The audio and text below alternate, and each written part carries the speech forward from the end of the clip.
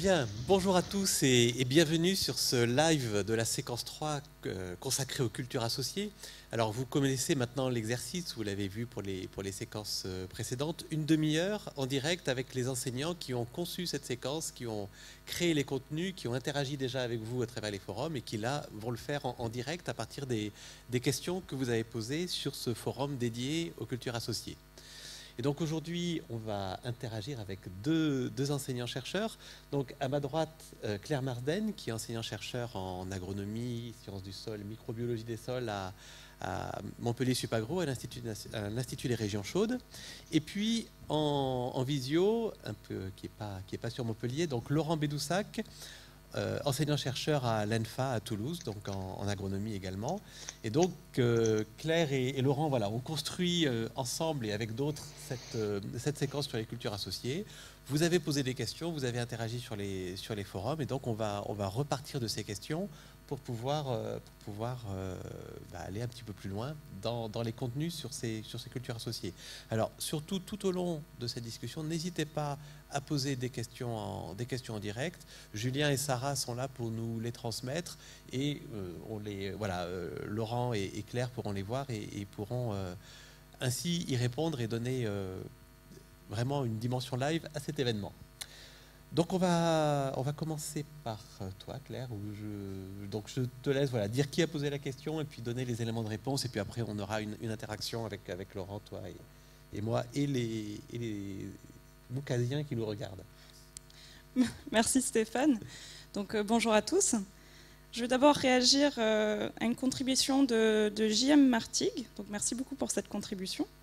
Donc, il y a une première remarque tout d'abord dans cette contribution à propos d'exploitation familiale, d'exploitation agricole familiale. Et donc je cite un petit peu en vrac, l'exploitation agricole familiale serait le lieu de l'exploitation de la famille, de la femme en particulier, des enfants, sans parler des grands-parents. Enfin bon, ça rejoint la question du coup de la pénibilité du travail. Donc je rejoins J.M. Martigues là-dessus. Bien sûr, loin de moi l'idée de glorifier la pénibilité du travail. Ce n'est pas l'objectif. J'aimerais juste attirer l'attention sur le fait que agriculture familiale ne rime pas forcément avec pénibilité. Par exemple, en France, l'essentiel des exploitations agricoles sont familiales et en fait très mécanisées pour autant. Bon, ça nous éloigne un petit peu du sujet des cultures associées, donc je ne vais pas beaucoup élaborer là-dessus. Je vais juste attirer l'attention sur l'existence d'un film documentaire récent très pertinent sur cette thématique qui s'appelle « Ceux qui sèment ». Donc sème comme semer des graines. Et c'est un film qui est disponible sur Internet, sur la chaîne Vimeo. Il a été réalisé par Pierre Fromentin et écrit par des jeunes de l'association Agro et Sac à Dos, donc beaucoup d'étudiants d'ailleurs de chez nous, dans le cadre de l'année de la FAO en 2014 sur l'agriculture familiale. Et donc ce film permet de mieux comprendre en fait la diversité des agricultures familiales et pose la question de comment elles peuvent contribuer à la durabilité des systèmes alimentaires. Voilà. Merci pour ce premier éclairage. Alors, effectivement, dans vos questions, parfois, on s'éloigne un peu du thème et après, bien sûr, que chacun... merci de contribuer à des questions un peu plus larges sur l'agriculture familiale. Mais il y avait aussi, je crois, d'autres questions de J.M. Martigues, là, plus spécifiquement sur culture associée. Oui, en fait, avant même d'être très spécialement sur les cultures associées, en fait, des questions assez générales sur les processus de nutrition végétale. Donc des questions concernant le pH du sol, le tassement du sol, la structure, l'efficacité de nutriments, la rhizosphère. Voilà, donc c'est vrai qu'en fait une bonne partie de cette séquence 3, cette séquence sur les cultures associées, s'est focalisée sur ces processus de nutrition dans le sol. Donc ces questions, je pense qu'elles sont intéressantes et je vais donner quelques éléments de réponse. Donc tout d'abord sur ce qui concerne l'efficacité du nutriment phosphore. Donc, la question, c'est comment déterminer avec certitude l'efficacité d'un nutriment tel le phosphore. Donc, je pense que ça renvoie à la question du fait que les apports d'engrais phosphatés, comme on l'a vu dans la séquence, sont peu efficaces dans le sens où, en fait, une faible partie du phosphore apporté est effectivement absorbée par les cultures. Et le reste devient en fait rapidement indisponible ou peu disponible du fait de l'interaction avec les minéraux du sol. Donc comment on peut faire pour avoir une idée de cette efficacité? On peut tout simplement, on peut regarder combien de phosphore a été absorbé par les végétaux en regardant les teneurs dans les tissus végétaux. et comparer cette quantité à celle qui a été apportée en fait sous forme d'engrais, donc pour avoir une idée de combien a effectivement été utilisé par la culture en place. En réalité, on sait que les engrais phosphatés sont utilisés sur plusieurs années en fait par les cultures, et que si on veut avoir une meilleure idée là-dessus, il faut vraiment se poser la question de l'interaction de ces engrais avec le sol. Donc là, il y a des méthodes plus fines qui existent en fait et qui sont appliquées dans des centres de recherche pour en fait, ils se servent d'isotopes, de radioisotopes du phosphore, le phosphore 32, et ils tracent des cinétiques d'échange de phosphate entre les solutions de sol et les minéraux du sol, pour essayer de mieux comprendre en fait comment ces nutriments peuvent être justement efficaces quand ils sont appliqués au sol. Il y avait une autre question donc, qui concernait l'interaction entre la structure du sol et le prélèvement des nutriments. Donc, effectivement, ça c'est vraiment très important. La structure du sol affecte le fonctionnement racinaire de manière générale. C'est quelque chose que je n'ai pas trop abordé en fait, dans les apports de cette séquence, donc c'est très intéressant d'avoir cette question ici. Pourquoi la structure affecte le fonctionnement racinaire ? En fait, quand le sol est tassé ou compacté, déjà les racines ont des difficultés à croître et donc à aller explorer tout le volume du sol, et donc d'aller chercher du nutriment. Donc ça c'est un premier point. Et en plus, en fait, dans un sol tassé, on peut manquer d'air, manquer d'oxygène pour les racines. Alors, les racines ont besoin d'oxygène pour fonctionner, pour leur métabolisme énergétique, et donc pour aller prélever des nutriments dans la solution du sol. Donc effectivement, la structure, c'est important. Il faut un sol pas trop compacté pour un bon fonctionnement racinaire. Et j'aime bien ce point parce qu'il nous rappelle en fait que la physique, la chimie et la biologie du sol sont vraiment intimement liées. Et en réalité, ça nous rappelle qu'en fait, l'écologie, donc c'est l'étude des interactions entre les organismes et leur milieu. Et l'écologie elle correspond particulièrement à cette définition quand on s'intéresse au sol, parce que c'est là où on a des interactions très très fortes entre les organismes vivants et la partie abiotique de l'écosystème. Et peut-être juste par rapport à ce que tu disais sur la structure, et pour le relier à ce qui se joue autour des cultures associées, est-ce qu'il ne peut pas y avoir aussi à travers les associations une façon de jouer sur l'évolution de la structure du sol? Je pense notamment à des associations avec des légumineuses comme la luzerne ou d'autres qui sont des plantes pivotantes et qui à travers la croissance des racines peuvent créer de la porosité ou entraîner une meilleure structure pour le sol. Alors je ne sais pas, Claire, ou peut-être, à la limite, je vais déjà passer la parole à Laurent, peut-être sur ce point-là. Est-ce que tu as des éléments complémentaires? Alors, effectivement, je pense que dans les cultures associées, une espèce va pouvoir agir sur la texture du sol, la structure du sol, en ayant un système racinaire qui va aider à la décompaction, ou plus raisonnablement, qui va créer de la macroporosité, qui va aider l'autre espèce, justement, à aider le système racinaire de l'autre espèce à pouvoir pénétrer plus facilement dans le sol. Donc on a des interactions entre les deux espèces de façon indirecte, et une espèce modifie les conditions du sol qui va pouvoir profiter à l'autre espèce.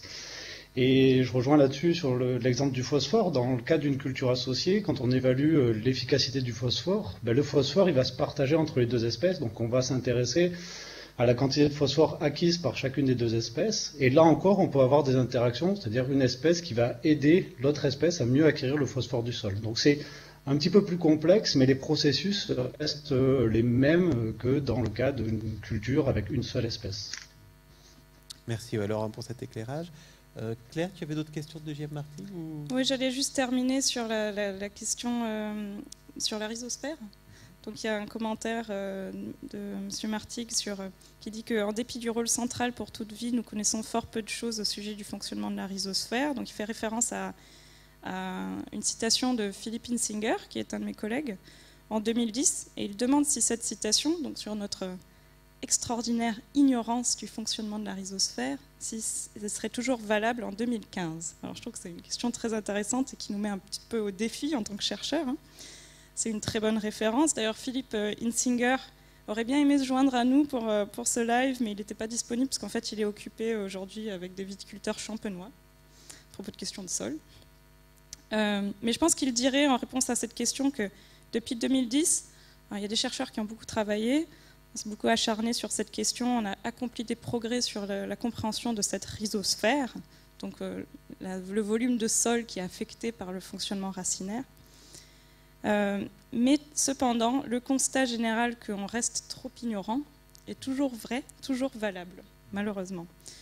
Donc en fait, pourquoi la rhizosphère, donc ce volume à proximité des racines et qui est sous l'influence de ces racines, c'est un monde d'une très très grande complexité, avec un très grand nombre d'interactions, hein, pas seulement entre les racines et le sol, mais aussi avec tous les micro-organismes qui peuplent ces racines, avec tous les animaux de la faune qui mangent ces micro-organismes ou qui interagissent avec eux d'une autre manière. Très complexe, un très grand nombre d'interactions et une grande variabilité aussi dans le temps et dans l'espace. Et plus on avance, en fait, plus on découvre d'interactions qui complexifient ces phénomènes. Donc parfois, plus on avance, moins on a l'impression de comprendre. Et d'autre part, en fait, cette rhizosphère est particulièrement difficile à observer, parce que dès qu'on s'en approche, dès qu'on fait un prélèvement, eh bien, même si on installe un capteur, on modifie les conditions de cette rhizosphère, on modifie ces interactions qu'on souhaite observer. Donc en fait, beaucoup du travail actuel des chercheurs sur ces sujets est assez méthodologique. En fait, on cherche des outils qui nous permettent d'observer ces phénomènes sans biaiser les interprétations de ce qui se passe. Mais bon, dans les années à venir, il y a effectivement beaucoup de choses à attendre de ces connaissances sur le fonctionnement des plantes dans la rhizosphère, sur les interactions entre les racines, le pH du sol, les micro-organismes en particulier. C'est là où on est en train de faire des gros progrès. Et je pense que beaucoup de ces apports seront vraiment intéressants, en particulier pour le cas des cultures associées, pour l'interaction des systèmes racinaires et des autres organismes du sol.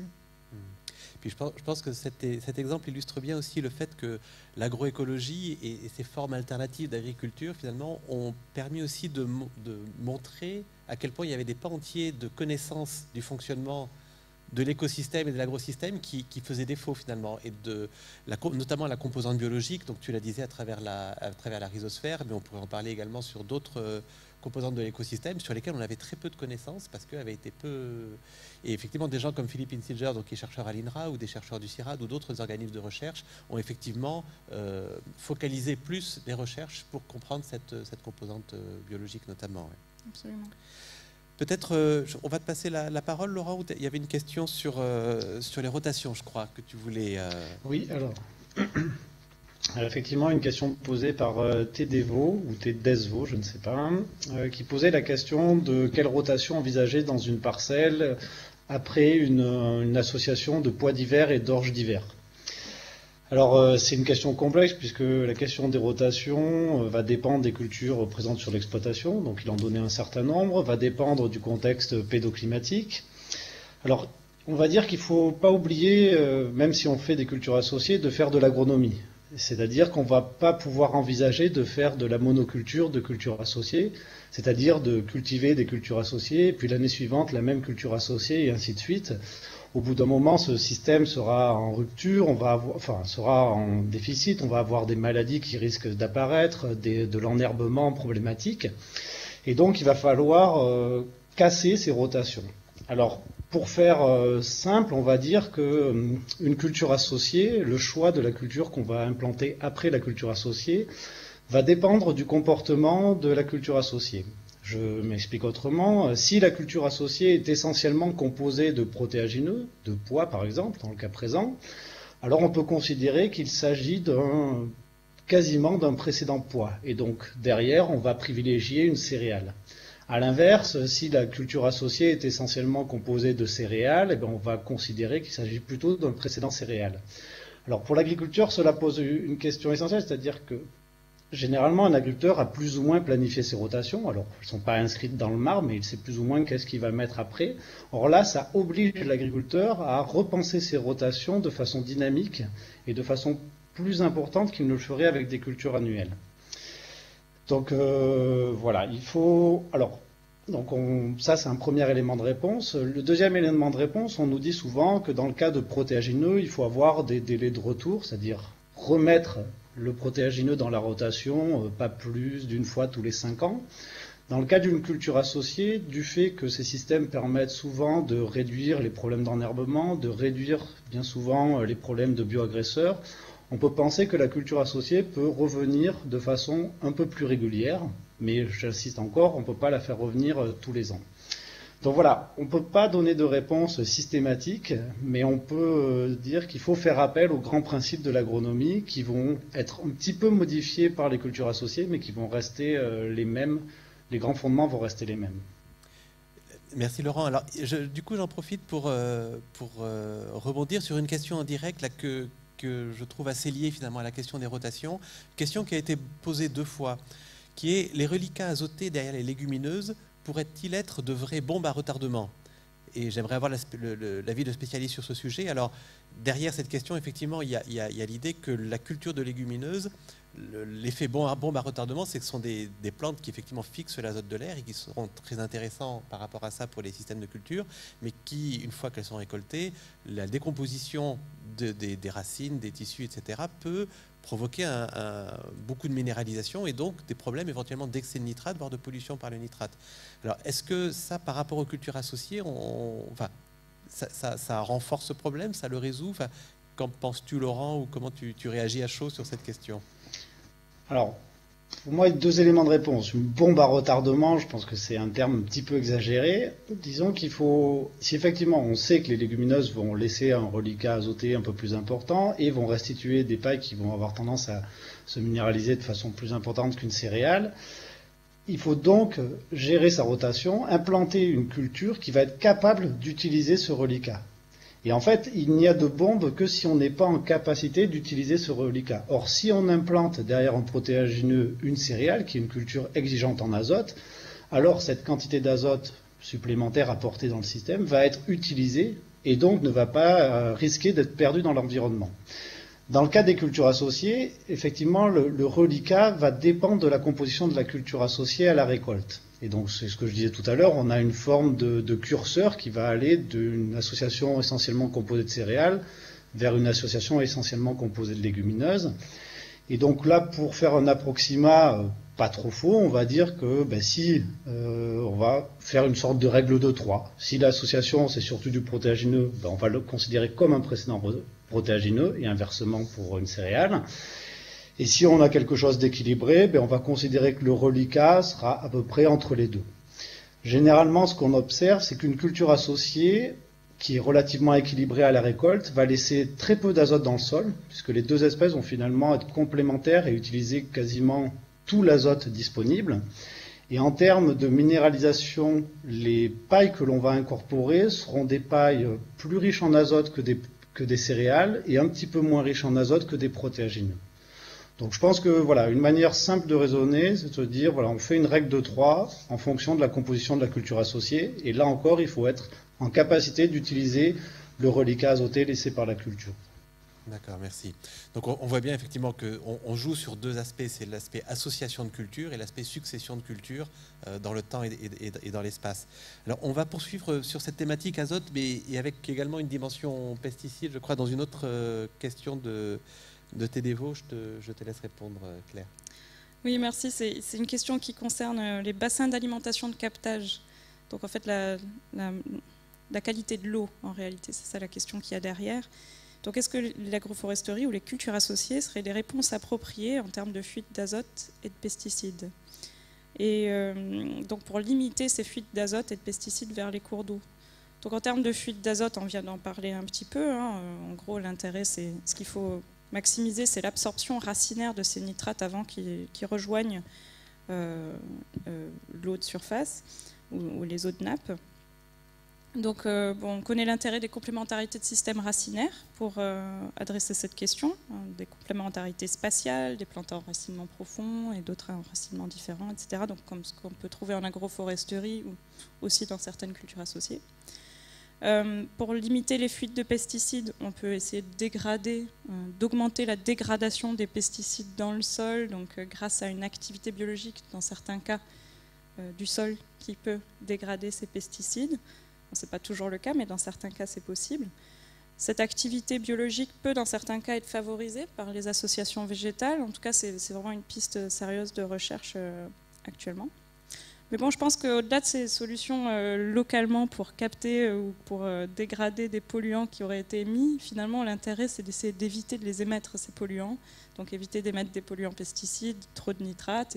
Et là, par contre, les cultures associées prennent tout leur sens pour être implantées dans des des zones à risque pour les cours d'eau, puisqu'on peut penser qu'elles permettent l'utilisation de moins d'intrants. Merci. Est-ce que tu veux apporter un complément, Laurent, ou sur cette question pesticides, azote et culture associée?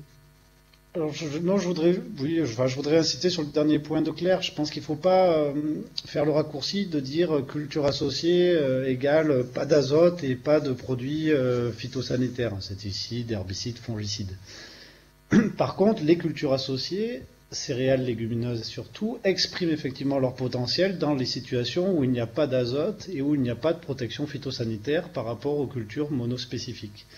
Donc si effectivement on est dans des zones, par exemple une zone de captage, où il y a une réglementation, une exigence forte en termes de qualité des eaux, alors les cultures associées sont des solutions pertinentes. Et par ailleurs, il y a aussi des systèmes de cultures associées, les cultures associées en tant que plantes de service pour des cultures intermédiaires, où là on va mettre ensemble une céréale et une légumineuse, ou une légumineuse et une autre plante, dont l'objectif est de rendre un service qui peut être en l'occurrence de capter l'azote présent de façon temporaire pour éviter qu'il y ait des pertes de lixiviation des nitrates par exemple ou d'accumulation de produits polluants, métaux lourds ou produits phytosanitaires. D'accord, merci. Je te laisse poursuivre sur les questions notamment de JL44 et d'Agostini.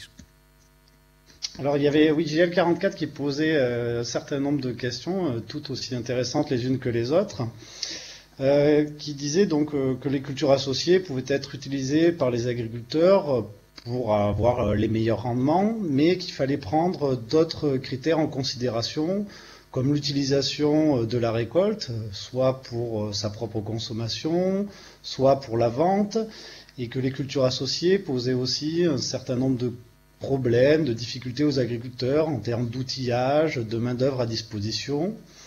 Et il posait la question de savoir si les techniques pour ces types de cultures étaient plus ou moins maîtrisées. Donc beaucoup de questions, mais toutes imbriquées les unes avec les autres.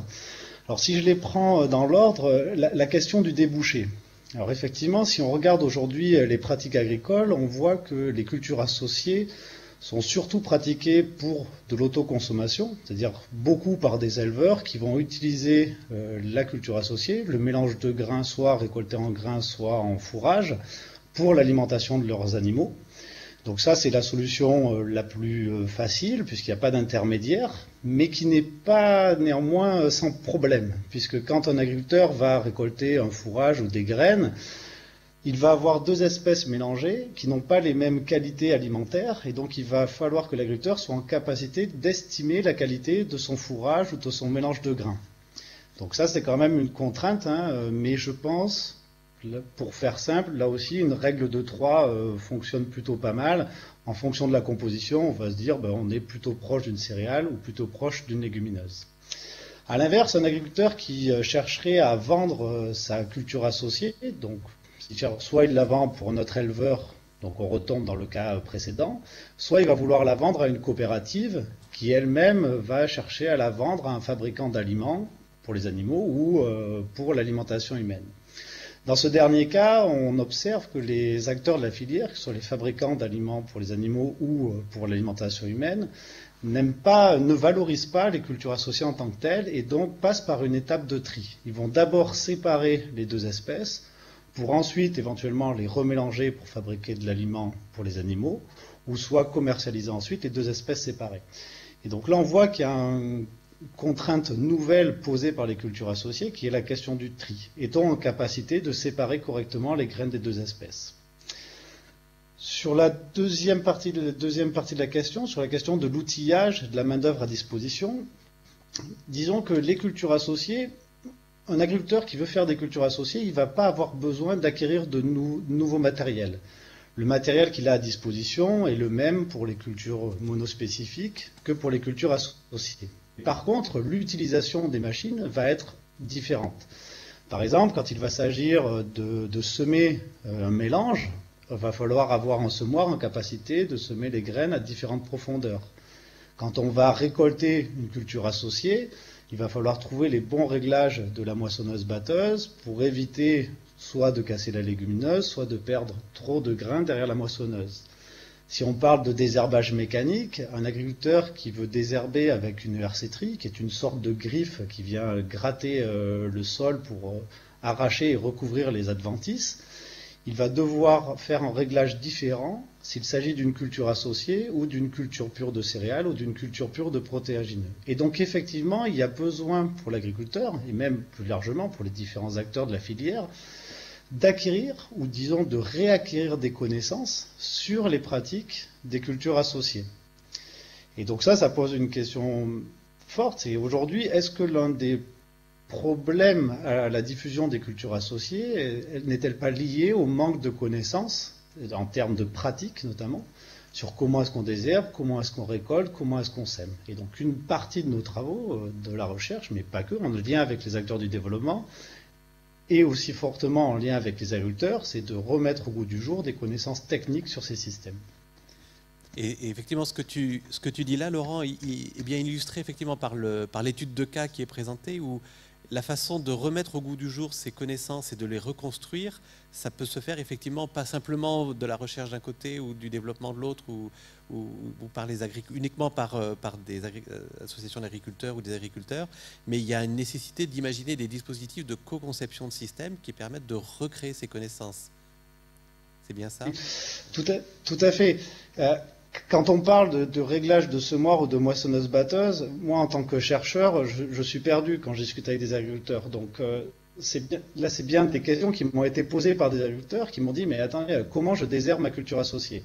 Et là je leur dis « mais moi en tant que chercheur, je n'ai pas les réponses parce que je n'utilise pas de hersétrie, je n'utilise pas de moissonneuse au quotidien. » Et par contre, je mobilise des réseaux d'agriculteurs, des agriculteurs qui ont déjà pratiqué les cultures associées, qui ont des connaissances sur les réglages des matériels, qui vont voilà, co-construire la connaissance, qui vont dire « ah ben voilà, il y a telle et telle solution qui existe, on peut, sur la moissonneuse, il vaut mieux utiliser, alors là je vais utiliser les termes techniques d'agriculteur, une moissonneuse à batteur axial ou coaxial », des choses qui pour moi ne me parlent pas, mais qui pour un agriculteur est concret, puisque c'est la machine qu'il utilise chaque année pour les moissons.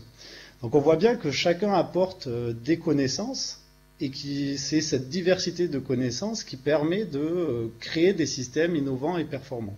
Chacun apporte sa pierre à l'édifice de façon différente. Merci. Alors, pour prolonger, là, on va changer de thématique, mais il y en avait qui s'inquiétaient de la suite de l'expérience, et ça présenté par Simon. Donc, on change d'étude de cas. Une autre étude de cas qui était dans cette séquence sur les cultures associées. Alors, je te laisse la parole, Claire. Oui, je reviens au laboratoire pour le coup. Donc, ça fait référence à l'expérience de Simon Boutsock et au forum qui a été proposé pour voir les avis en fait, des Moukasiens sur si cette étude pourrait déboucher sur des mesures concrètes en agroécologie. Et donc, simplement, je voulais apporter une petite suite, par exemple en réponse à ce qui a été posté par Audrey DL, sur qu'est-ce qui s'est passé suite à cette étude qui a eu lieu donc, quand on a tourné le film, c'était au mois de juin. Donc, depuis, il y a eu des travaux.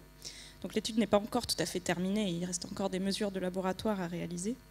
La question, donc, c'était comment un lupin et un blé qui poussaient ensemble dans des pots en serre, en fait, comment ils réagissaient à différents niveaux de nutrition azotée et phosphatée. Est-ce qu'on augmentait les interactions positives entre plantes lorsqu'on était à faible niveau de nutriments? Est-ce qu'on diminuait ces interactions positives ou est-ce qu'on avait carrément des interactions négatives à fort niveau de nutriments? Et comment se faisait la transition entre ces différents états? Donc on a pu effectivement voir dans les résultats que le blé a toujours bénéficié d'être associé avec le lupin, c'est-à-dire qu'il a toujours mieux poussé en termes de biomasse, de masse de plantes, il a toujours mieux poussé quand il était associé avec le lupin que quand il était avec d'autres blés. Le lupin a réagi de manière différente selon le niveau de ressources présentes. Et on a vu qu'il y avait en fait une sorte de compétition asymétrique. À fort niveau de nutriments, le lupin était perdant. À faible niveau de nutriments, ou à niveau de nutriments intermédiaire, le blé allait bien, le lupin était peu affecté.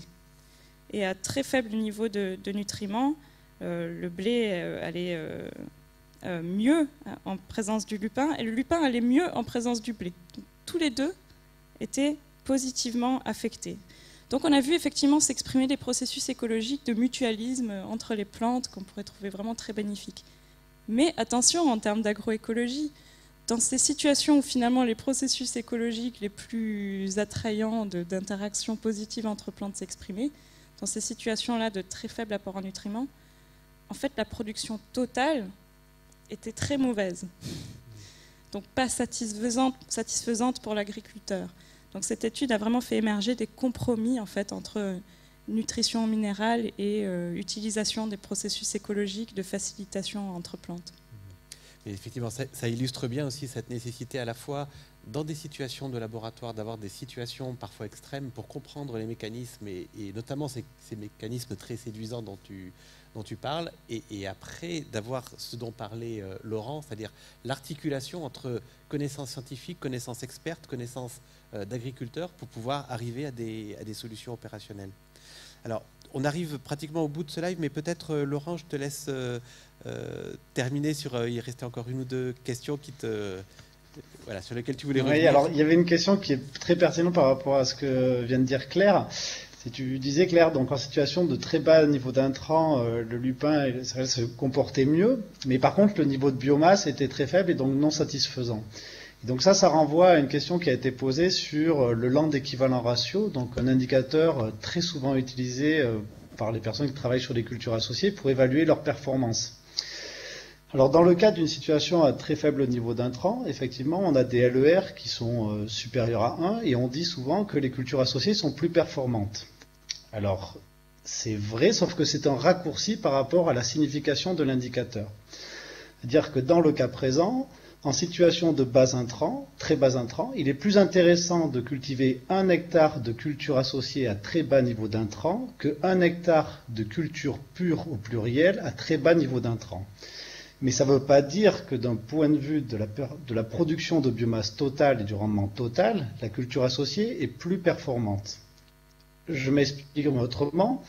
C'est-à-dire qu'en situation de très bas intrants, une culture associée se comportera mieux, mais sera quand même moins performante qu'une céréale pure cultivée avec beaucoup d'azote. Et donc ça montre bien que le choix de l'indicateur pour évaluer la performance d'une association, il faut d'une part ne pas faire dire à l'indicateur ce qu'il ne veut pas dire, donc choisir le bon indicateur et être au clair sur sa définition, que chaque indicateur a des intérêts et des limites, et qu'un LER supérieur à 1 ne veut pas forcément dire meilleur. Tout dépend des références qui sont utilisées. Et donc là, on pose une question forte, c'est le LER n'est clairement pas l'indicateur merveilleux qui fonctionne à tous les coups, mais pour un agriculteur qui cultive 2 cultures, c'est une manière pour lui de savoir est-ce qu'il vaut mieux que je continue comme cela ou est-ce qu'il est plus intéressant pour moi de cultiver ces 2 cultures en mélange. Et ça renvoie encore, alors dernier élément, sur une question qui était posée précédemment. On dit, bon, ben voilà, les cultures associées sont intéressantes, mais sont une merveille même de l'agroécologie, nous a été dit par Silvia Agostini. Mais qu'en est-il de la récolte? Alors, beaucoup de travaux, effectivement, on va récolter nos plantes à la main ou avec des moissonneuses expérimentales. Et donc, d'une certaine manière, parfois, on a tendance à biaiser le résultat par rapport à la réalité rencontrée par l'agriculteur, si je parle de la moisson, où lui va se rendre compte que quand il récolte ses cultures associées avec sa moissonneuse-batteuse, il a quand même des difficultés à trouver les bons réglages. Soit il va récolter la culture associée comme une légumineuse, et du coup il va perdre beaucoup de grains de céréales, soit il va récolter comme une céréale, mais du coup il va avoir tendance à casser les grains de protéagineux, ce qui va derrière va poser des problèmes en termes de tri. Et donc là, on voit qu'on a plusieurs enjeux. D'une part, c'est au niveau du matériel agricole, donc peut-être de travailler avec des fabricants de matériel pour développer de nouvelles machines, mais aussi travailler avec les généticiens pour trouver des variétés qui soient adaptées à la culture associée. Par exemple, une variété de céréales qui se dépique, c'est-à-dire dont le grain s'enlève facilement de l'épi, et à l'inverse, d'avoir des variétés de protéagineux qui vont être relativement solides et dont les grains ne vont pas facilement se casser. Et donc là, on voit encore l'importance d'avoir un travail collectif entre les différents acteurs de la filière, et pas seulement les agriculteurs, les chercheurs et les acteurs du développement, mais aussi des industriels, des acteurs du machinisme, des généticiens. Et donc voilà, c'est cette interaction tous ensemble, comme dans les cultures associées, qui permet vraiment de créer une synergie. Merci beaucoup pour cet élément de réponse donc, qui va conclure ce live. Alors, il y a encore d'autres questions auxquelles on n'a pas pu répondre, en particulier celle de P. Messignac qui demande: pouvez-vous m'indiquer des cultures qui sont des cas d'école, faciles à réaliser, peu d'entretien, plan de résistance, etc. Donc ça, je vous les adresse à Laurent et Claire pour continuer finalement ces échanges sur le forum, sachant que, vous l'avez compris, il ne va pas y avoir une culture associée miracle et que ça va dépendre du contexte, des objectifs, etc. Mais voilà, vous pourrez toujours interagir avec Laurent et Claire sur le forum de cette séquence 3 culture associée. Donc il me reste à vous remercier à tous les deux pour vos regards complémentaires et très intéressants d'enseignants-chercheurs impliqués dans ces recherches et dans ces mises en œuvre des cultures associées. Donc merci aussi Laurent par rapport à l'inconfort que fait la relation à distance, mais finalement ça s'est très, très bien passé. On a pu avoir des interactions tout à fait satisfaisantes et intéressantes. Donc voilà, merci à vous et bonne suite à vous tous qui suivez le MOOC, et n'hésitez pas à continuer les interactions sur les forums. Au revoir, merci. Et à bientôt.